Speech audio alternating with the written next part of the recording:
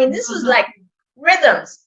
And then you can see the curves. And then he also saw that not only was the air temperature, say, really rhythmically moving up and down 3 degrees centigrade, way above their instrument sensitivity. This was a huge signal. You're looking at a darker line, and that was the water. The water temperature just almost like a rhythm, boom, boom, boom, boom. It was bizarre. Yeah. And he and Walter Dibble says, I don't know, what does this mean? And so Tiller says, let's make sure it's not air convection, special kinds of convection.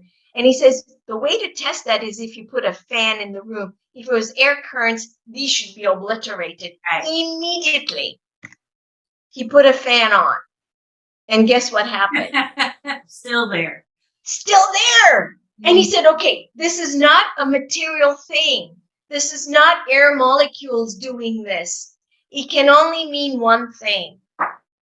This is the physical vacuum. Now, physical vacuum is the space between fundamental particles. And physicists agree that the physical vacuum is the most abundant part of nature. I'm going to repeat this. This little thing that seems so real is only 5% of reality. 95% is empty space. Right. This is nice. Empty space is where it's not really empty. It is fields. This is where the fields are. Okay, that's where information is. And human consciousness, according to Tiller's model, interferes with the physical vacuum and makes new materials appear. And this is physics. This is Paul Dirac's work. Paul Dirac was a British physicist and Nobel laureate in quantum mechanics. He's one of the founding fathers of quantum theories and quantum mechanics. And Dirac equationed, and it was later proved by experiment in Caltech, California, Pasadena, that if you have energy of any sort, it could be consciousness, it could be your laser-like consciousness, interacts with the physical vacuum where there's no stuff, there's no electrons and protons. It interacts with this field, and out pops a field. A concentrated part of the field is what? A particle. Right. Now you got material stuff. From the invisible, unmanifest comes the manifest. Sounds very biblical. It's the Dirac C, right? Dirac C, exactly. Yeah. But you know, that's where science and spirit meet. You know, Genesis, isn't there where there's a scripture where the unmanifest becomes manifest? But how does it become manifest? It's you and me, Carol. We're the manifestors. We are the consciousness, the Father consciousness making it happen. So this was very exciting to me to realize the import of Dirac's work. And Dirac is not well known.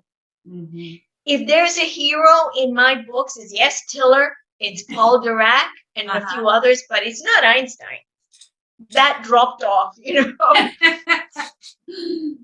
So this is what Tiller did. He took those. You got 4 minutes.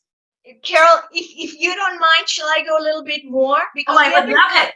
No, it's so interesting. But we haven't covered the Buddha's relics, and that will take an hour. Well, maybe like in a month or so, we could come back and do something. Let's do that because that's so relics, like fabulous, and all the stuff you did with the Dalai Lama. And yes, we could do you that. See, the relics are such a high level of information that it requires a great deal of receptivity. Right. It really does require a great deal of love, gratitude, and receptivity because Buddha has left devices. These are devices. The relics are devices. Tiller uses a plastic box, but the Buddha, a very high consciousness, has left devices that still survive today in our world. And it requires, and I have put a whole, part to this, but I realized that when I'm talking, there is so many there is so many little nuances that I want to communicate to You your. know, I have that one picture, and I keep it up, and it just is like, so even digitally, like on your computer, it's still, broadcasting. Yeah. Exactly. That you give meaning to it. Mm-hmm. Carol, you gave meaning to that holy symbol. There are many Buddhas in that picture. And it's published in a science journal of all things, because the reviewers said they were so moved when they looked at that picture that they said, we recommend this being published. So it's in the paper. So here we are. So Tiller took these, rhythmic, you might say, oscillations in the lab. And then he did a mathematical technique called Fourier transform. Okay. It's taking these and making them into an amplitude, a spectral amplitude. It's just a mathematics. It's like saying music can be converted into certain symbols. Okay. So he took literally same technique, Fourier mathematics, and took these amplitudes and did mathematics. And he found this. It's like they were nesting perfectly. Wow. The air, the water. It's like they were talking to each other. This has never been described in nature.